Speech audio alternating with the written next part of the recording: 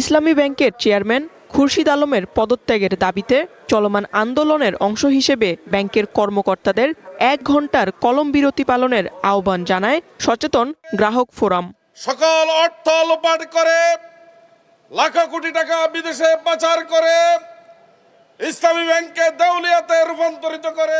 তবে ব্যাংকের ভারপ্রাপ্ত ব্যবস্থাপনা পরিচালক আলতাফ হোসেন সাংবাদিকদের বলেন, তাদের পক্ষ থেকে এমন কোনো নির্দেশনা নেই।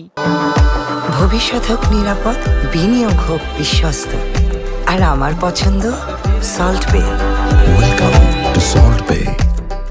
কেউ সেবা না দিলে তার বিরুদ্ধে ব্যবস্থা নেওয়া হবে। আমাদের দিক থেকে এরকম কোনো নির্দেশনা নেই, আমাদের দিক কোনো নলেজ এরকম কিছু। সেটা ব্যক্তিগতভাবে কেউ করলে সেটা আমাদের নলেজে তো এখন নাই। তো সেটা আমি 1 ঘন্টা কাজ করবো না, 1 ঘন্টার ইনকামই তো আমার হারাম হয়ে যাবে।